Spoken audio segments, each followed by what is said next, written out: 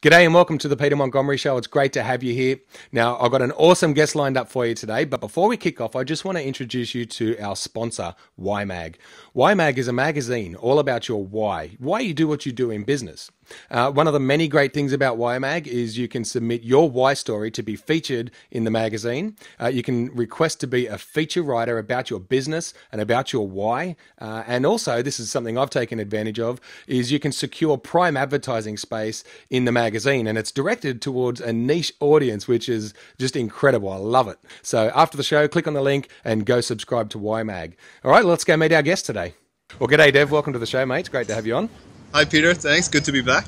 Yeah. Listen, man, I've caught you at a time and you're out and about. Yep. Where are you today, man? Look, I'm just at a coffee place near my house, which is where I work from. So, I mean, I have the kind of business that I'm in. It's really a lifestyle kind of business where I love the ability that I can just get up, meet my clients wherever I feel like it. If it's a nice weather, which is a beautiful day today, I can just go to a coffee place near my place and work from there. And coincidentally, I had some relatives visiting from overseas today, and my place was a little bit noisy, so I thought, yeah, what the hell, let's go to a coffee place and have a chat with you here. Yeah, and I love you. I was saying to you before, just before we started, I love your attitude of just assuming it's going to be all right. Like, yeah, that's cool. Like, I'm out and about, but I'll catch you where I catch you. Hey, where there's a will, there's a way, right? Make it work. That's awesome. All right, man. It's entrepreneur spirit. Yeah, that's it. So, I mean, you've got a thing coming up, an event that's quite different from the last thing, I imagine, too. So, can you talk to us about who it's for? Who's this event that you're running for? Yeah, look, I'm really excited about it, and thanks for chatting with me about it. This event is really for... Okay, so just to give you a bit of context, I've been speaking and training for about 4 years now, and I can't really say I've been in the speaking and training industry the way a lot of people who watch your show probably know, because I've been working with organizations privately, I've been speaking on other people's stages, and I've had the great privilege of connecting with hundreds of entrepreneurs around the country, delivering my message, but not necessarily at my own event. So what I'm really excited about with this one is that for the first time I'm actually organizing this myself, so that A, I've got maximum control over the content that I'm delivering. Secondly, I get to be more of myself than I probably ever have before. And thirdly, I get to work with exactly the kind of people that I want to be working with at this event. And that really is, to answer your question directly, it's really entrepreneurs and small businesses who are not satisfied just competing with everybody else out there in the market. See, I get a lot of people approaching me to work with me who come to me and say, okay, well, this is my service, this is my business, how do I make more money? Or this is my service, my business, how do I get more clients? And what I found is that every so often you'll get someone who is not just satisfied with getting a piece of the pie. What they want is to be the best. What they want is to let their clients and customers know that they're actually the best option out there. And now I'm just being approached by a waitress asking to take my order, cool. I assume. Yeah, go for it, man. So just give me a second. Hey. Would you like to have the drink? Yeah, can I just get let's get a skim cap. Skim cap? Yeah, small. And that was all? That's all, thank you. Cheers. Sorry about that. Yeah, no, that's cool, man. So, yeah, okay, so people that want to be the best. Yeah, people want to be the best, and there's certain things that go into that which a lot of people in the market don't understand. And I've realized over my 10 years of being obsessed with what makes some people stand out above the rest in social situations, and what makes some messages and ideas stand out above the rest in social and professional, in various contexts. And what I've realized is that you go to all these seminars, and I've been to a ton, and you go to all these seminars and they teach you the fundamentals of what you need to do to establish a business, or they'll teach you a whole bunch of tricks and tactics about what you need to do to start generating more revenue, or to get basically all the methodologies out there that you need to get your word out there. And all of that stuff is very useful and it's very important. And I'm not knocking any of it. Of course, there are some good seminar leaders and some bad seminar leaders and some good trainers, bad trainers. That's the standard in any industry. But what I found is that what's missing is that no one's really talking about the real deep stuff that goes into establishing a brand that is actually perceived as the leader of the industry. So there's a lot of talk in the industry these days about personal branding, and what does that mean? There's a lot of talk these days about using social media to have more meaningful conversations with your customers and clients. What I'm really interested in doing is bringing all these different elements together at a very integrated level, so that people understand that you actually don't need to be using all these tricks and tactics without having a fundamental strategy to make sure that you're actually positioning your brand at the top from the very start, rather than, I guess, competing with everybody else so that you're slowly encroaching your way up. Okay, so could you just draw a distinction for us Yep. between what you're doing and, I don't want to say the other guys, but like what the people that you were just sort of talking about then? So it's just, what's the distinction between what someone's going to get at your event that they may not be getting at these other events? Sure. So the biggest distinction is that what I see a lot of people doing, a lot of mistakes that entrepreneurs make, is that they get lost in the tactics of their marketing strategies. They get lost in the tactics of their branding strategies if they have some idea of what branding is. What I like to do with my clients is focus on making sure that they've got their philosophy down pat. So making sure that they understand that at the very foundation of everything that they're doing comes their philosophy, their why they're doing what they're doing, who they want to be working with, why that is. It's specifically what motivates and drives them to basically do what they're doing. And sometimes an entrepreneur or small business would be savvy enough to work on that initially, and then they start developing a strategy, but by the time they get to executing and implementing, they lose sight of their philosophy. So I usually describe it in a pyramid, and maybe I can attach it for your viewers in a document that they can download. Mm-hmm. And the idea is that if you focus so much on your tactics without referring back to your strategy, which is then aligned with your philosophy, you lose a whole bunch of integrity in your branding. And that loss of integrity, that lack of integrity, actually translates to your customer's experience as well. So what I'm interested in doing is providing a really deep and rich understanding of how to make sure that your brand is actually integrated across all three of those domains, rather than just providing a bunch of tips and tools and tactics that you can go and use, and they might work for you for a little bit, but then not really be sustainable in the long run. Okay, excellent. Can you describe what you see as being the difference between tactics and strategy? Sure. So tactics is essentially what people do in the day-to-day or in the short term to see if something it's really to drive a particular part of a strategy to make a little motion towards what your objective is. The strategy is a bigger picture. So the strategy will be your set of tactics and the motivations behind those that combination of tactics towards your bigger picture objectives and goals. Okay, so like to put it into maybe two armies fighting each other, it's like, okay, we're going to go over there and take that hill. That's the strategy, and Yep. the tactics are here's how we're going to do that in incremental pieces or stages. That's or right. Is that right? That's So right. I've understood Yeah. it right. Yeah. So I know that you subscribed to my video series at sketch2success.com. And in that video series, one of the videos actually explains what the difference is, the real difference between tactics and strategy.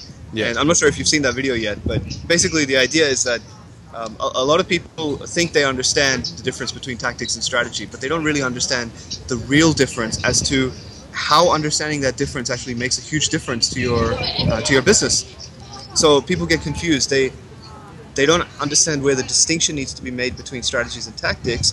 And when you understand that distinction, what you're able to do is every time you say, okay, this is something that we're going to try to increase our revenue or increase our customer base or increase our exposure, we can actually measure it against our strategy to say, okay, does this tactic actually match up with our strategy?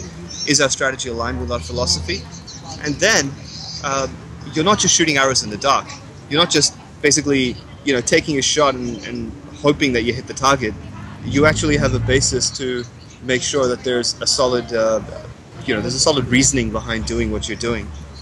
Okay, now in the past, I know that you've been working with like non-profits and Yep. business. Now they're kind of very different, but there's a lot of similarities as well. So could you tell us maybe something you've learned that, say, with non-profits, Yep. in the social side of things, that Yep. are you bringing some of that to the business stuff that you're doing?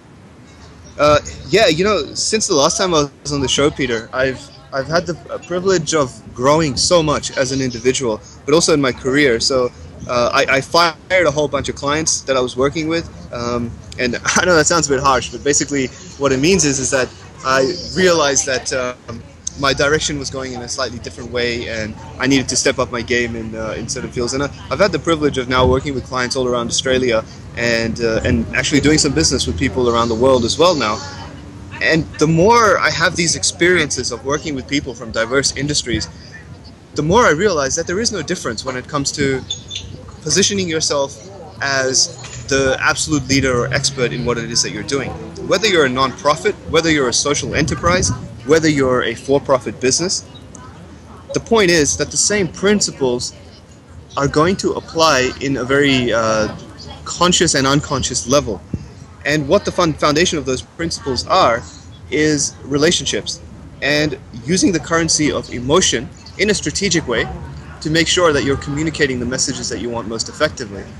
And it's funny you bring this up. Actually, just yesterday I ran a seminar for community organizations and nonprofits, and it was in Western Sydney here, and it was such an amazing experience. I walked into this seminar, and it's a long time since I've delivered a training to nonprofit organizations.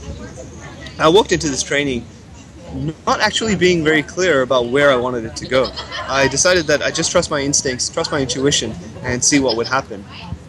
And it was amazing what came out of this. The training was basically so the kind of intentions that people set, the kind of expectations that they set at the start of the training that they wanted to learn how to make a branding strategy, how to market themselves so that there's more awareness in the community. They wanted to know how to effectively partner with business partners, and we covered all of that. But the amazing thing is that at some stage, it just got so deep into what somebody's personal values are as a professional that starts reflecting in the work that they're doing. Talking about things like responsibility versus accountability. And when you're a part of a bigger organization, and even if you're just a solopreneur, you're still part of a bigger system, especially these days when it's so easy to be connected with so many people that you're working with. And I'm sure you appreciate that experience very well as well. That it actually became a very emotional experience at this training, and we did this meditation exercise completely spontaneously, where basically I switched off the lights and everybody had a chance to close their eyes and reflect on why they got into the kind of work that they're doing, which is working with very marginalized communities, working with very disadvantaged people, why they got into it in the first place, and what that actually means to them in terms of their personal development, just in life, their mission in life, and what it means to them to be able to continue that work, not just as a job, but something that really gives them a lot of passion and a lot of meaning and a lot of purpose in life. And I realized that that conversation could happen exactly the same way with entrepreneurs and small businesses. And this is the problem that I find with a lot of entrepreneurs and small businesses, is that as they get caught up in the operations of their business, as they get caught up in the tactics part of that, of what we discussed, of that pyramid, they lose sight of the philosophy. They lose sight of why they found so much drive and motivation and meaning in doing what they're doing. And it really saddens me, because I was heading down that path as well. And if you want to just make money, there are a million ways to do that. Really, there are. And if you want to just have very high-paying clients, yeah, you can do that as well. But I'm interested in working with people who got into doing business, got into being entrepreneurs because they were really passionate about something. Something made them feel that their life should be worth more than just making money or just having great clients. They want all of that as well, but they want to know how they can do what they're doing at an extremely high level, where there actually is no competition. Like, imagine living in a world where, the Peter Montgomery show, there was just no alternative to it. The people who love you as much as they do, and I know that you have those people as well, they don't even think about going anywhere else, because there just is no competition. It's just the Peter Montgomery show, that's it. Yes, I agree. Now that's awesome, man. Like, I can see just by what you were saying there about the integration. Like, so Yeah. You're becoming much more integrated with. Thank you. It's like your business. Everything you do is kind of in total alignment with each other section of your business, you know, your philosophy, your tactics, your strategy, your values, so that every day is just kind of, you're just living it. You go to work, you never work a day in your life because you're just doing what you would rather be doing instead of just working a job, you know, stuff to make the money. Because I could imagine even having a business that is, its purpose is to just make money, that'll become just like a job. You know, that's right. Push button A, B comes out. You know, push button C, D comes out. There it is. It's just like, yeah, whatever. And you got money, but why? So what? Who cares if you got all that money? You don't even need a lot of money, really, to live a fulfilled life. Just enough. No. If you've got enough money to take care of the things you've got to take care of, you got some time on your hands to kind of do stuff. Now you got a little bit of money. Yeah, you're successful in my eyes. That's it. Like it's not about the amount. But so what's something you mentioned too before, and we've spoken about this a little earlier on too at a different time, that your event is not about the what only. It's like, most of the events I've seen are about, here's what you need to do. You need to do this, this, this, this, and this, and they give you 9 things out of 10, and they tell you all the things you need to do, and you go, yes, okay, now I see the picture, I need to do that. And then the big thing at the end is, well, now give us lots of money, and then you get the how. Yeah. And even then, from what I've heard, you don't always get the how. You just get more of what, and the next, give us lots of money to give you the how, and it just keeps going on like a cycle. Now, we spoke. Right. You're aiming to kind of take that out of what you're doing and just go, here's how you do it. Yeah. Can you talk a bit about that? What is it that you're going to get? You know, the difference, the real how.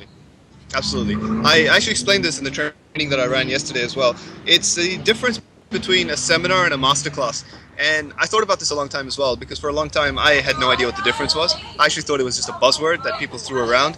And basically, you know, masterclass is the latest trendy word that you use, the term that you use to call your training event. And I've realized, at least for myself, that there is a difference. And the difference is this: in a seminar, there is interactivity, but there's a lot of a delivering of content. When you go to a masterclass, there's an expectation that you're going to get results right there in the event, because you're actually mastering something. And in order to master something, you need to take action. So I've made this commitment in my event that even though it's just a one-day event happening on Friday 19th April in Sydney, even though it's just a one-day event, it's going to get you results. Because anyone who comes to the event, first of all, is going to be qualified to be there. And what that means is that I want to make sure that the group is conducive to being extremely supportive, and also not just supportive in an emotional, encouraging way, but resourceful, very resourceful to each other. And so far, you know, for the respecting of privacy, I won't name names, but I've got some really impressive people coming along, and I believe you'll be there as well, right? Yeah, I'm there. Sure, man. Bells on. Exactly. So amongst, including yourself, many other impressive people as well at this event. And that's going to be really awesome to have that group of people there. But I think the real difference is going to be that the hands-on engagement that people are going to get at this masterclass to actually work on something that, of all the trainings that I've been to, doesn't actually get worked on. It doesn't. It sometimes gets worked on a little bit when you go to a 5-day training where you pay $10,000. My event is not a 5-day training. It's a 1-day training, and I can guarantee that you'll get that same impact in 1 day that you do when you go to a 5-day training and you work on the little things there. And of course... Wow, man, you just magically zapped to a new location. I did. It's the magic of working outdoors. Yeah, no, it's had a bit of a drop out there. I think you might have seen it. It depends how I edit it back in. I might leave it there. I'll work out something cool. But either way, so Dev, last we were just chatting a minute ago, you were talking about how your 1-day event is going to have the same kind of impact that you would get at a 5-day event in other situations. So talk a bit more about that. Sure. I want to make sure I'm clear on what I mean by that. I don't mean that my 1-day event is the same as other people's 5-day events. Because I've been to events that have just been magical. But particularly, I rant and rave about Jeff and Kane. You know, Jeff is a business mentor of mine, and you know, I love those guys. So I wouldn't want to put myself out there, you know, competing with them. What I mean is that a lot of 5-day events will have a little component of what my 1-day event is going to dive deeper into. So I haven't yet been to an event where they spend a substantial enough time on what I'm covering as much time as I think entrepreneurs need to be working on in a training event. The fundamentals of branding, I feel, are relegated in trainings to the tactics sort of domain, and they don't really covered at that really deep fundamental level that they need to be covered in. And there are fantastic trainers out there, but I mean, look, this is just, it's a piece of value and advice that I give to anyone, whether you're coming to my event or not. I really encourage you to just take the time in your business to reflect consistently, not on just why you got into business in the first place, but is the strategy that you're employing actually integrated and congruent with that philosophy? Because it's one thing to make a strategy that will make you a lot of money, and it's one thing to have a bunch of tactics that will, you know, get you some exposure and make you some money in the short term. And it's one thing to have a philosophy, but if those all three things aren't actually working congruently with each other, then you might have a little bit of success for a little way, and then you'll get really frustrated very quickly. Okay, so now, what kind of results are we talking about here that people are going to walk away with? You know, like you talked about having actual results at the event. You know, what results are you talking about there? Okay, so the first thing is that one thing that I pride myself on is all the clients that I've worked with, some very, very small entrepreneurs and some very, very big businesses as well, have had massive clarity in what they want to do. And you know, even me, I confess, I used to have a lot of self-esteem issues around using that as something that I can give people, because I used to think, well, you know, there are other people out there who are claiming that they'll make you 6 figures, they'll make you 7-figure incomes, you know, they'll double your revenue and all of that. And granted, I've had the privilege of being able to do that for my clients as well. But what I realized is that I was undervaluing the ability that I have to get this level of clarity that allows people to make sure that they know what they're doing, so that they can feel like they're actually the owners of their business. Because I remember reading this for the first time and coming across this concept in Michael Gerber's book, The E-Myth. It's a very famous book. I'm sure a lot of your viewers know about it. And he talks about the entrepreneurial myth of how some people think they're entrepreneurs, but essentially they just end up setting a job for themselves. So rather than being able to work on their business, they get stuck working in their business. And you know, I often joke that in most cases they end up having a worse boss than they had before. Yeah. My boss is a hard ass, man. He drives me hard. Exactly. Join the club. But I think that the freedom that so many people get into business for, you lose sight of that, because you lose that integrity, you lose that congruence between your philosophy, strategy, and tactics. And when that happens, you just end up basically suffering that whole E-myth thing, where you started a business for yourself, but you end up working it like a job and with a shitty boss, and then you just get frustrated. And having that clarity will be able to give you an indication of where you need to change your perspective in your business, so that your change in perspective, your clarity, can be communicated clearly to your audience, your market, your community, your clients, your customers, so that they can have that experience of you being a world-class brand. I've noticed, because I've become a lot clearer on where I'm going and what I'm doing, and what, you know, what's my work, what's the show, because, you know, people always ask me, you know, so how do you make money doing that? It's the first question. It's a brilliant question, because then I can have a chance to sell them something if I've got something for sale. But the thing is, I've become clear. Here's how I got clear with what I do. I was doing it for people, and they kept asking me questions. Oh, what about this and what about that? And then it just kind of evolved into what it needed to. If I had to try and invent that in a day, someone goes, here's what you're going to do, bang, here's your business. It wouldn't have happened. It's like over a period of time that it evolves, it becomes clearer. Then you can, all your messages is just explaining, okay, I do this thing. Yeah. And it's just knowing, now I can understand exactly who my client is and who my client isn't. And that's really, is that what clarity's for? Like, I work on Xerox machines when I was a technician, not Canon. So if someone rings up with a problem with a Canon, I can't help them. But I can fix your Xerox machine, and these specific models in this specific range, only color. So it's like this little section pocket that I can do, and to explain that to someone is simple in those terms. But I guess with these types of businesses, it's a little bit harder. It's not black and white. It's not, I do this model, that's it. Yeah. So, but is that kind of the clarity we're talking about? So it's like really obvious that you're my client, and the client goes, you're the guy who's going to help me. Yeah, look, that's definitely a part of it. Something that I'm going to be covering in the masterclass, and something that I did cover a little bit of in my free video series on sketchingsuccess.com, is this idea that there are laws of branding that most entrepreneurs and businesses are breaking without even realizing it. And I'm going to be revealing what those laws are, but I'll tell you one of them real quick over here. And it's quite profound in itself. And when I realized this, I realized that this whole notion of competition and stepping into the market and trying to compete with other people, it's very old school and it's very archaic in many ways. And this is what it is. The law says that basically it's better to be the first than it is to be the best. Mm-hmm. And I'll explain what that means actually. A lot of people step into their marketplace and their industry and they say that work with us because we are better than the people that you've been working with.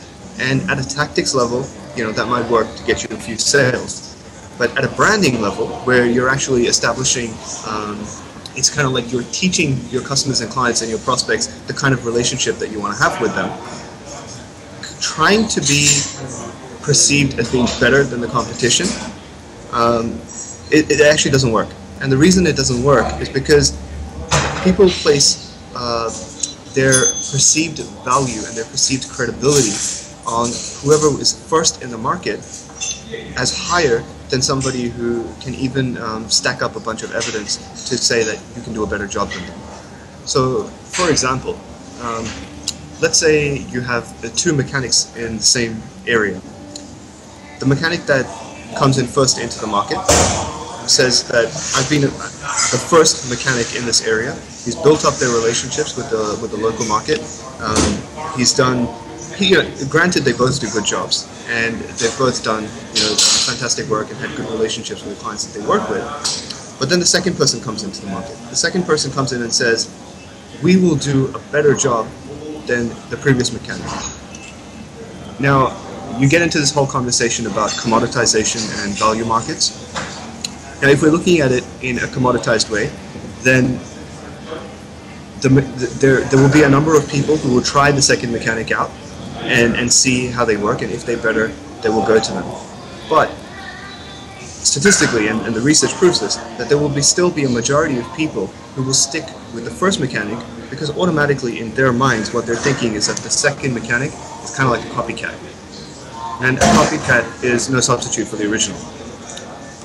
Now, when you go in from a non-commoditized place and you're talking about a value market, what you're saying is that we're not just any mechanic, we are actually a mechanic that specializes in this. Now, all of a sudden, that second mechanic that came into the market, being the second mechanic in that area, is actually no longer the second mechanic. They're actually the first mechanic to specialize in that particular thing.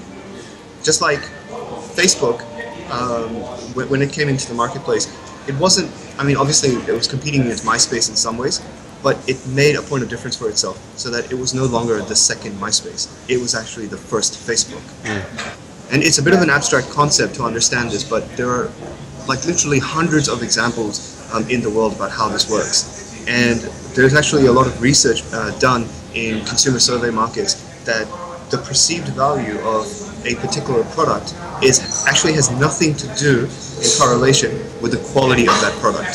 So there's some research that I mentioned in one of my videos in the video series that I mentioned on sketchingsuccess.com, is that there was a survey done in, actually I forget the magazine off the top of my head, but basically a series of cars, and I think it was in the 60s, and they were ranked per quality and they were ranked per perceived value in the marketplace in terms of sales. So which car brand was leading in sales, and which car brand was actually objectively leading in terms of quality of product.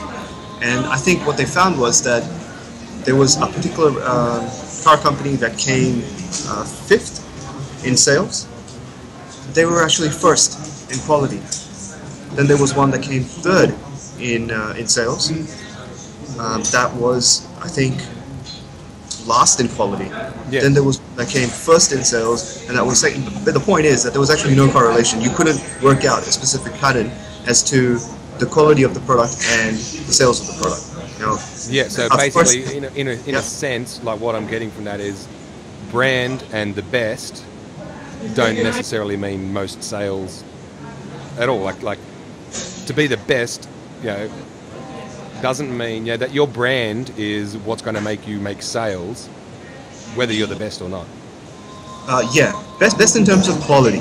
And I think the point is that, look, obviously I'm committed to working with people who have integrity within themselves and within their organizations. They're going to be, there's a baseline assumption that the work that you're going to be doing is ethical, legal, and of high quality to begin with. If you don't qualify for that, I'm not going to work with you. But when you get to that certain baseline, then coming into the market and trying to convince people that you are actually better than whoever was first in the market, that's a recipe for disaster.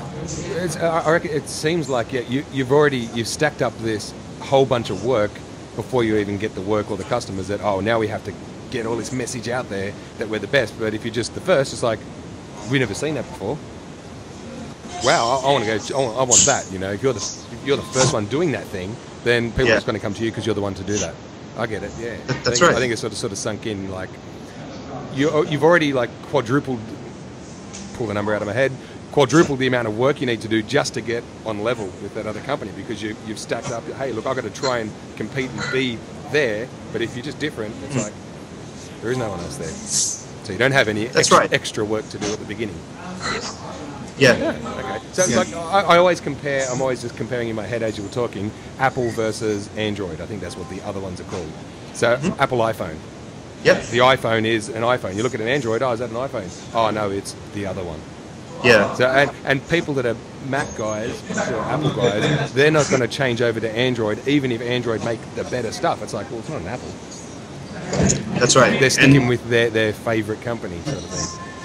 That is, and I talk about this example in one of the videos, and what I mentioned in particular was that I'm not an Apple fanboy, as I just mentioned to you as well earlier. I'm not using an Apple computer right now. Yeah. I don't have anything against Apple, but I'm not an Apple fanboy. And when you're not an Apple fanboy, you kind of are a little bit more open-minded into the market to see what the truth is about Apple products. It's cool. I know that Apple makes good stuff. But what I've come to realize is that so many things that we assumed that Apple was the first at, they actually weren't the first at. So when we talk about MP3 players, nobody says that. Well, if you have an iPod, you don't say that I'm listening to my MP3 player. You say I'm listening to my iPod. But Apple was not the first people to make MP3 players. They actually weren't even the first company to make smartphones. And yet, if you have an iPhone, you don't say, I'm talking on my smartphone or I'm talking on mobile. I have a HTC. I don't say I'm talking on my HTC. I just say I'm talking on my phone. But if you have an iPhone, you're going to say I'm talking on my iPhone. Now, there's something in that goes to say that it doesn't actually have anything to do with the quality of your product as such, or even whether you're the first in market in the general kind of service or product that you're delivering. The thing that makes Apple the first is that Apple is the first to be what Apple is. Apple is the first to create the kind of customer experience that they create for their customers and clients to feel like you belong, you're a part of that story. Apple is the first to do so many things, but they're not necessarily the first people to create that tangible, generic kind of overarching label of the product that they sell. So the reason that I'm telling you this is because I've had conversations with people who are accountants, and they say, well, this doesn't apply to me because I'm just another accountant.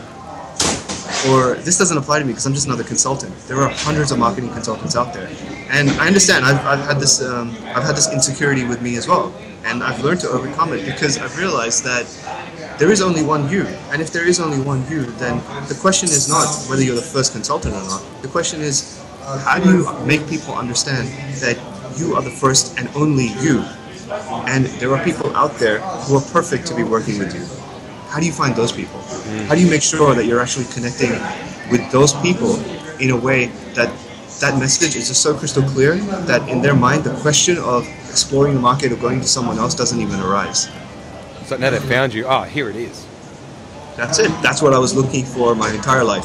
A fine example of that is a situation where it actually came through you, where you messaged me one time, because when I started the show and I started doing interviews, it was before it was even the show, but you kind of acknowledged, hey, you're doing this. Hey, I'm a fan of these two guys. I've never heard of those two guys. Yeah. Who you mentioned, I won't mention them. And then I looked, I'm going to Google them, found them, saw what they were doing, and I saw one, and it was like, he had a training course that was just, it was just so perfect for me. I sold stuff, I didn't have the money at the time, or like sold things just to get the money, put it together. And actually one of the things I bought was this mic and a training course, because it was going to teach me so much, and it was obvious that he'd been there, been through the training. What he had was exactly what I needed. I didn't even know it existed, but as soon as I saw it, I went, got to have it.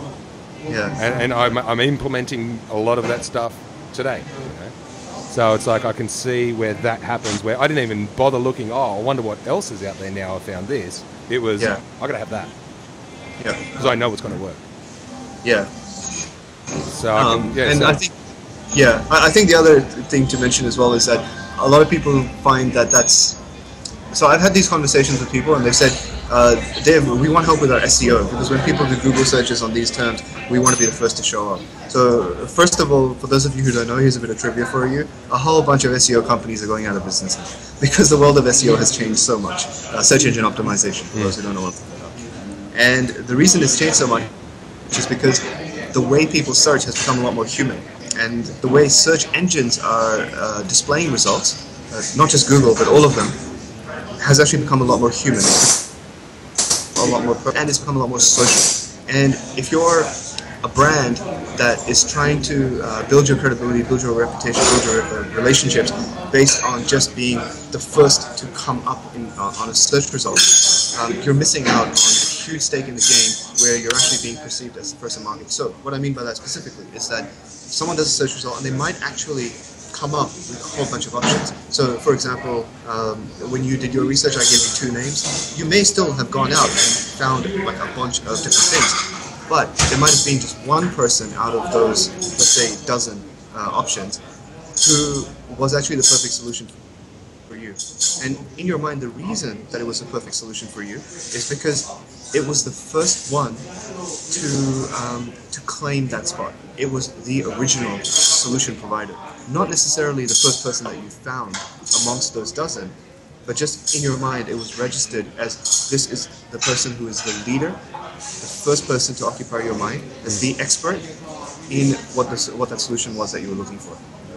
Yeah. Does that make sense? Yes, totally, man, totally. And I just thinking about your Google thing as well, right? Your reference there. So it's not. It used to be they're on top, so they must be the best. That was a perception. Yeah. They're the first. Yeah. I googled this, found it. They're on top. They're the first. They're the best. Yeah. Or not the best, but I'm going to go to them because they're there for a reason, whatever that is. Sometimes it is perceived as the best, and look, sometimes that still applies, and it applies to businesses who are not necessarily interested in playing a long game to be world-class brands. If you're just a commodity, like for example, ironically, SEO consultants. Generally, if you're an SEO consultant, you do search for SEO consultants. You want to work with the one that's right at the top of the list. And if they're too expensive, you just go to the next one. If they're too expensive, you just go to the next one. Yeah. And that's a very commoditized way of working. But I'm not interested in working with those people. Not SEO consultants as such, but people who are just happy being the first person, people who show up in search results. What I'm talking about is someone who wants to be world-class brands like Apple, like Virgin, like Nike, Adidas. Sounds like to me like you're talking much more about connection. Yes, you might be found first, but you want to be the first one to connect with the person who found you. So they might go through all those, but they'll pick the one they connect with the most. So the content then has to be something they connect with and interact with, as opposed to just being. That's right. And content, something with a buy this button. That's it. And content marketing comes into that as well, which is something that we'll cover in the masterclass. And all of that stuff comes into it. And I think it's really when you start bringing all of those things together into a neat little system, and you know exactly what to do step by step to present yourself in a way and articulate yourself in a way to yourself and to your prospects and customers and clients, then no matter where you are, people will find you and you'll be perceived as the leader. And you'll also be perceived not as the leader just locally, but you'll be perceived as the leader, as pretty much the only leader and the only option around the world, wherever you want to be, for whoever you want to be working with. All right, man. Now listen, if someone wants to be the only option for anyone who finds them, where do they come to register for this event? Sure. So what I'm going to do is I'm going to give a link at the bottom of this video, so they can go to sketchtosuccess.com/live, And when they go to sketchtosuccess.com/live, they'll go to the registration page to be able to register for this event. And what I'd like to do, Peter, as well, is just offer a special promo code to your viewers as well, so that they can get a special discount. So if they go and they've seen this video and they go to the registration page at sketchtosuccess.com/live, and they use the promo code. Now I have to make up a promo code for this as well. Yeah, that's all right, man. So this is off How the about cuff, you give guys. me This one? is how it happens. Yeah, why don't you give me one? I'll give you one. Okay. Do you want me to invent one now? Yeah, sure. Okay. Promo code, something really original, The Peter Montgomery Show. Sorry, what was it? The Peter Montgomery Show. The Peter Montgomery Show. Okay, that's what it is. Let's the make promo it is The Peter Montgomery Show. Okay, and when they enter this promo, one word, first letter of every word, capital. So just make it a little bit different. okay, cool. I'm not sure if it's case sensitive. Yeah, but mate. If okay, it doesn't we'll do work, we'll just put it in. They can copy and paste something in there anyway. that. No worries. We'll do Cool, that. man. So yeah, you're And, going to give us a nice discount. That's mighty fine, mighty nice. Of you, You're going to get a 30% discount off the tickets if you enter that promo code. Is that enough, Peter? Or yeah, no, that sounds good, man. Or should That's we good. make it more? I'd tell them, hey, man, pay the full price. But I mean, if you're going to give a discount, why not take it? Okay, I'd like to give them a 30% discount, and the reason I'd like to do that is because I know that the people who watch your show, most of them are the kind of people that I want to be working with, and I think they're going to get a lot of value out of it, and you know, like I'm psyched that you're going to be there as well. I think that's going to be awesome, so it's an opportunity to connect with you as well.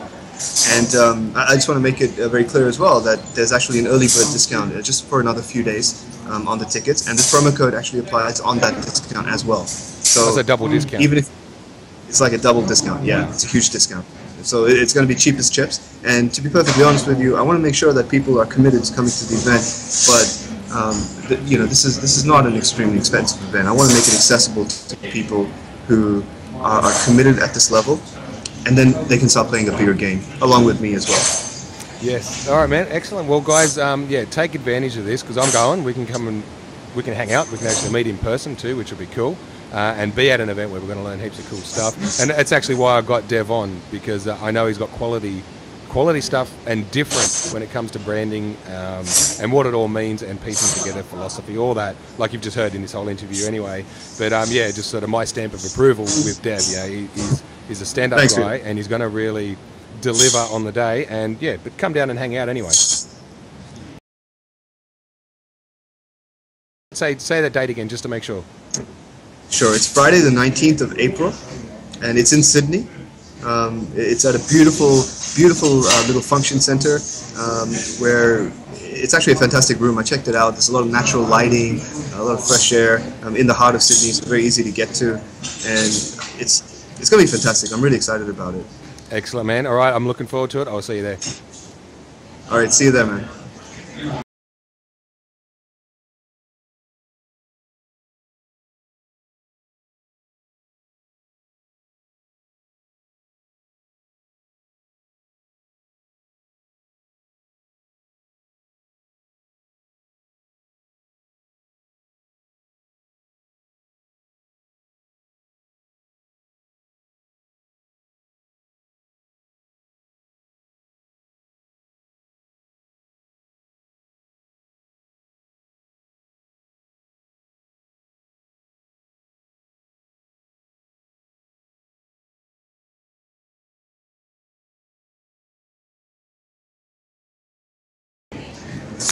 Cool. I'll edit that little bit of weirdness out. Yeah.